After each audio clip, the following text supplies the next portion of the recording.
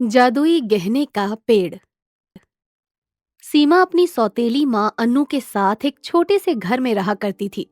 सौतेली माँ अन्नू की खुद की एक बेटी थी जिसका नाम मनीषा था। अनु आए दिन सीमा पर अत्याचार किया करती थी, उसे मारा करती थी और घर का सारा काम सीमा से ही करवाया करती थी। साथ ही अपनी बेटी मनीषा से घर का एक भी काम नहीं करवाती थी। ऐसे ही एक दिन सीमा अपनी सौतेली माँ से कहती है, माँ, मुझे सोने की बालियां चाहिए। मेरी सहेली की मम्मी ने उसे सोने की बालियां दिलाई हैं, तो आप भी मुझे सोने की बालियां दिलाओ ना। हाँ हाँ, पैसे तो पेड़ पर लगे हैं ना। या तेरी माँ तो बहुत सारा पैसा छोड़ गई है, हाँ? जो तेरे लिए सोने की बालियां लेकर आऊं, हाँ? माँ, दिला दो ना, एक बालिया ही तो चाहिए मुझे।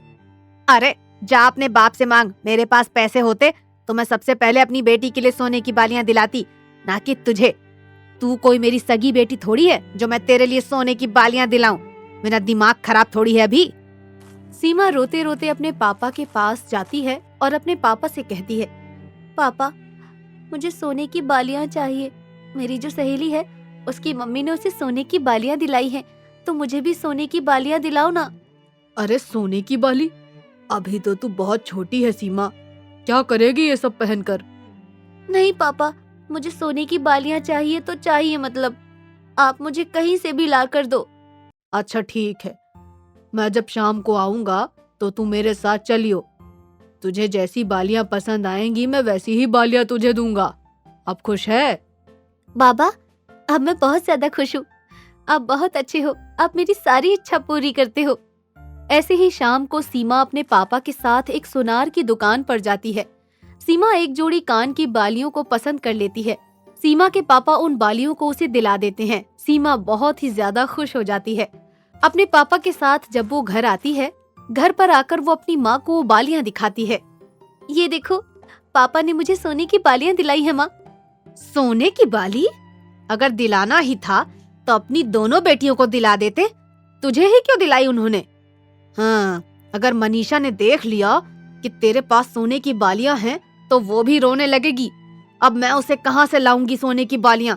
तू तो बड़ी है और समझदार है, वो तो छोटी है ना, तो उसे कैसे समझाऊं मैं? तू एक काम कर, मुझे अपनी बालियां दे दे। अगर मनीषा रोएगी तो मैं उसे दे दूंगी। लेकिन मनीषा ने तो अभी बालियां देखी भी नहीं है माँ, वो तो रोई भी नहीं। अरे तू क्या चाहती है कि मेरी बेटी रोए? तेरी वजह से वो भी है? देख, ये सब बोलकर मेरा दिमाग खराब मत कर, चुपचाप ये बालियां मुझे दे दे, वरना तेरे कान गरम कर दूंगी और गरम गरम चिमटे से लगा दूंगी। सीमा डरकर कान की बालियां निकाल कर अपनी माँ को दे देती है। अनु बालियों को अपने पास ही रख लेती है। सीमा रोते रोते फिर से अपने पापा के पास जाती है और अपने पापा से कहती है, मुझे दूसरी बालियां दिला दो। वो जो बालियां थी वो मनीषा ने ले ली मुझसे, दूसरी वाली चाहिए। सीमा, अभी मेरे पास इतने पैसे नहीं है कि मैं तुम्हें फिर से सोने की बालियां ला कर दूं। अब जब मेरे पास पैसे आएंगे तो मैं तुम्हें फिर से एक नई बाली दिला दूंगा। तब तक के लिए तुम थोड़ा इंतजार करो। अगर मेरी माँ जिंदा होती तो वो मुझे कभी मना नहीं करती। वो मुझे कहीं से भी सोने की बाली ला कर देती। आप मुझसे प्यार नहीं करते पापा, और ना ही मम्मी प्यार करती है। अरे ऐसी बात नहीं है बच्चे, मेरे पास जब पैसे थे तब मैंने तुम्हें सोने की बालियां दिला दी। अब मेरे पास इतने पैसे नहीं है कि मैं तुम्हें फिर से सोने की बालियां दिलाऊं, और हम इतने अमीर भी नहीं हैं कि हम जब मर्जी तब खर्च कर सके। हमें सोच समझ कर चलना पड़ता है, और जब मेरे पास पैसे होंगे तो मैं तुम्हें बिना कहे सोने की बालियां ला कर दूंगा।